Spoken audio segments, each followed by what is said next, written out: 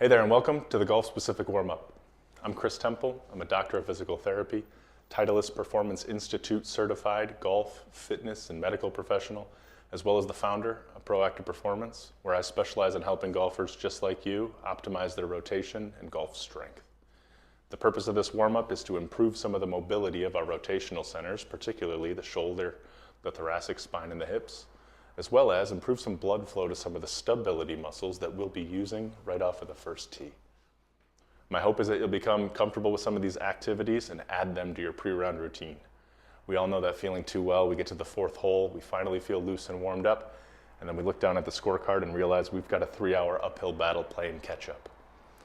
What you'll need for this routine is one of these big loop elastic bands, particularly 15 to 25 pounds of resistance. You could find these relatively cheap on Amazon. Or if you're a local, stop on into the clinic, say hi to me. I order these 100 at a time. I'll give you one for free. I should note that if you have any pain with any of the activities that we're about to do, you don't need permission. We'll just cut them out, we'll stop them. And then if you feel so inclined, give me a call. I'll carve out some time for you, put you through a screen and figure out where the disconnect is to get you right back on the right path. So without further ado, grab your resistance band, pop up on your feet. Let's get moving. This first one is one of the best ones we can do to open up our thoracic rotation mobility. And we're going to do it by coupling a couple of different movements, rotation and side bending. What we're going to do is sit up nice and tall. We're going to take our hands and put them flat behind our head, just resting with light pressure. I don't want you to push your head forward. I want you to rotate as much as you can, all the way to one side, keeping your hips facing forward. And I'm going to look down the line of my elbow and find a reference point. That's my starting point. I want you to rotate all the way to that point, and then from there, we're going to side bend to the same side. A side bend is, think about the seam that runs down your armpit all the way to your hip. We're trying to get that as long as possible. So we're still staying up nice and tall, rotate as much as you can, side bend, and we're going to take a huge breath. Come on back. Don't unravel any of your rotation. In fact, you should have a little bit more rotation than you did before. We're going to find this new point, and we're going to side bend again. Huge breath. Come on back, and we're going to do the same thing. Take up all the slack of the newfound rotation. Side bend again, as much as you can. It gets a little uncomfortable. Huge breath. Come all the way back to the front. Remember that first reference point that you had? Now I want you to rotate as much as you can to the same side, and you're going to notice that in just about a minute, we've improved our thoracic mobility about 20 or 30 degrees. Of course, we want to try these on both sides. This is like a chiropractor in a box. This is the seated torso turns with side bend. These next activities are the banded shoulder rolls. You're going to stand up nice and tall, take your resistance band, grip it towards the ends, and you're going to pull it so it's in contact with your sternum and my arms are completely parallel to the ground. I'm going to stand up nice and tall, maintain pressure onto the band as I roll both arms up and over. I'm going to rest that band just at the base of my neck at the top of my shoulders. I'm going to keep tension as I come back to the starting position. That's one repetition. Very important with these that when you get up to the top, we don't arch our back to try to get more shoulder mobility. Also, you notice that I'm not trying to move my head out of the way. I'm getting my shoulders up to clear my head, okay? Those are the double arms. We're going to make these a little bit tougher now by doing single arms. This is working stability of one side and mobility of the other, okay? Stand up nice and tall, get into that same starting position. From here, I'm going to keep my right arm as still as possible as I'm working mobility of the left, okay? Come on back over the top, and then I'm going to switch. My left arm stays stable, my right arm goes mobile. Come on back to the top, okay? We'll try these keeping tension on the band the whole time. Nice upright posture. These are the single and double arm banded shoulder rolls. This next one's called split stance airplanes. We're going to start by getting into a split stance. That's where we've got one foot in front, one foot in back. Most of my center of mass is shifted towards the front side. The weight is through the ball of my foot. The back toes are just for balance. Okay, I'm going to bend my knees into a nice athletic posture. Then you're going to take your band, pull it across your chest, and we're going to hinge through the hip. I want you to think about just the hips going back slightly, and my torso is coming over to cover the golf ball. Okay, your back should be flat through these. Take the band, pull it across your chest, and we're gonna rotate, keeping whatever arm is low as possible, tension on the band, pulled across your chest the whole time, okay? As we get better with these and you have some stability, we're gonna start making them a little bit more difficult by going at game speed, getting a little bit more rhythm. Okay. The band should be pulled across our chest the whole time, never lose contact. We're gonna try 10 on each side, so with the right foot forward, then we're gonna switch, do the left foot forward. Those are the split stance airplanes.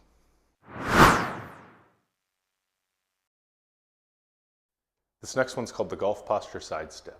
I really wanna focus on form with these ones. Take your big loop band, we're gonna step on it right at about our mid-foot with both feet. Take the upper part of the band, put it over your shoulders, and hold it right at your chest like a pair of suspenders. We're gonna get in a nice 5-iron posture here, so nice and tall, slight bend in the knees, take my hips, push them straight back, and we're hinging through the hips. I'm gonna take my hips and I'm gonna tuck them under me. That keeps my back flat, okay? From here, we're stepping out to the side. Pick the foot up, lift it, and place it 4 inches out laterally, and follow with the other foot. Okay, we're gonna start to get a rhythm with these, and this is what it looks like.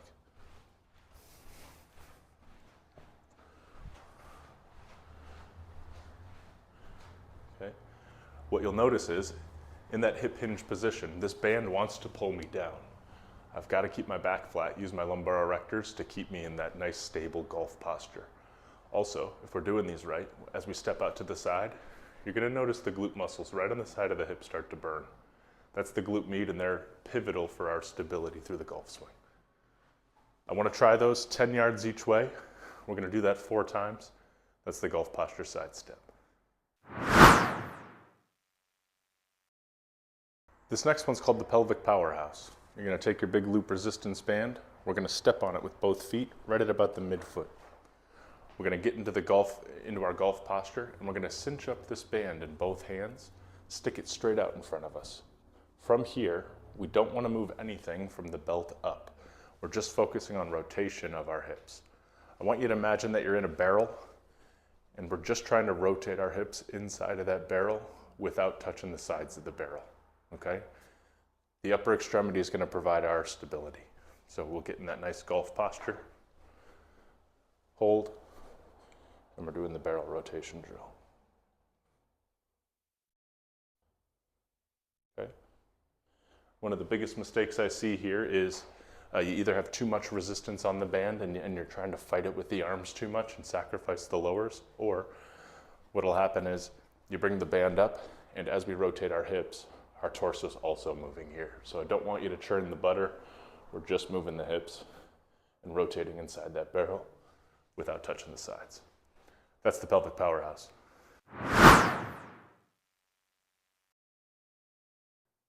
This next one's called standing hip external to internal rotation. This one's pivotal to getting a stretch deep in the hip capsule, but also loosening up the hip rotators that we're gonna need to rotate around in our golf swing. Here's how we do them. Stand up nice and tall. Bring one knee up to your chest just until the thigh is parallel with the ground. We're gonna maintain our knee height as we open up, and we should feel a stretch in the front of the hip capsule here. I'm gonna take my toes, bring them up to me, and then take the outside border of my foot, and I'm gonna switch into internal rotation as I bring that towards the back wall. Come on back, reverse flow, maintain that knee height, come out in front of you, and drop, okay? Very important that our torso, our sternum, stays straight ahead the whole time. We don't wanna open up the torso as we open up the hip. That lets the hip off the hook, and we won't feel a stretch at all. Obviously, these require a lot of stability of the stance leg. If you need to, just use a golf club as a crutch until we get the hang of these. Up nice and tall, nice slow movement, maintain that knee height, toes up to you, outside border back, and then we reverse flow, okay? All of that is 1 repetition. We're gonna try 10 on each leg. Those are the hip external to internal rotations.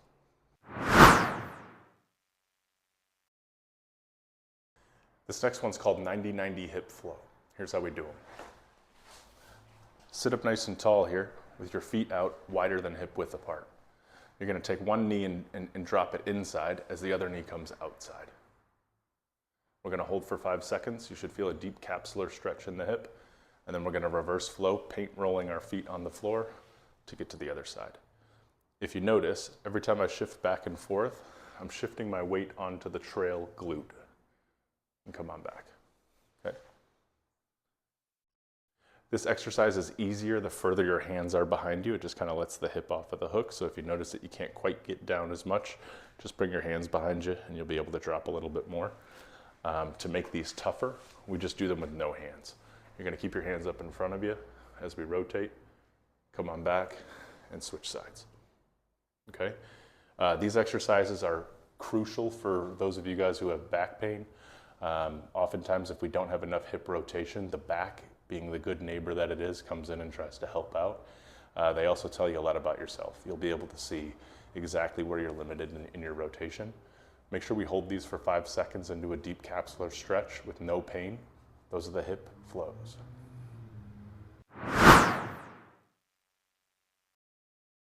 This next activity is called Genie with a Drive. This is by far one of the most advanced ones that we've got in this little series. If you're looking at me and you're laughing and you're saying, yeah, right, I can't get into that position, let's skip these ones. They're a little too advanced. We'll be able to get into these positions when we get a little bit more hip mobility with some of the other activities that you've seen. For the rest of us, we're going to get in this position, and then we're going to take our back leg and we're going to tuck it behind us. My knee's at about 45 degrees. The bottom of my shoe is on my front thigh, and I'm up nice and tall. From here, I'm going to take my hands, clasp them in front of me, and I'm taking my momentum as I rock forward all the way up into this tall position. From here, I'm thinking about my hips as if I've got a big cowboy belt buckle on. I want to roll that belt buckle up to the ceiling, okay? That thrusts my hips forward. I feel a nice stretch through the hip flexors, and my glutes are firing. They're contracted right now as I'm up in this tall posture. The most important phase is the way back down. We want to take 3 seconds with as much control as we can to go back down to the starting position and come on back, okay? If we don't have enough hip mobility, you guys are going to feel like you have to lean to the side and put a hand down. That's a good place to start. You can use your hand as a crutch to kind of get all the way up, and then I want you to try to fix your posture as much as possible. For those of you who don't have enough hip stability, what's going to happen is on the 3 second lower, you're going to be able to get to the first second, and then we're just going to kind of plop back down. So I want to work both phases. Obviously, I want to work both sides. This is the Genie with a Drive. So there you have it. That's the golf-specific warm-up. My hope is that you're going to take some of these activities, become comfortable and familiar with them, and then add them to your pre-round routine. There's no better feeling than starting around with a birdie, and you got no better chance than showing up to the first tee box feeling fresh and loose. If you went through this routine and you noticed that you had some pain, or maybe you just weren't as mobile as you thought you were, I invite you to give me a call. I'll find an hour on my schedule just for you, where I'll be able to put you through the Titleist Performance screen. It's a screen that reverse engineers the golf swing into 16 separate moves that we've got to be able to do independently of each other. At the end of the hour, we'll have a mound of data on how you move and how you swing, and we'll be able to see not only your positive attributes, but where you might have some deficiencies. Then I'd like to ask you a couple questions about what kind of golfer you are and where you want to be, and then you and I can come up with a customized plan to get you back there. Again, my name is Dr. Chris Temple. It was a pleasure to meet you. I'll see you out there on the fairway.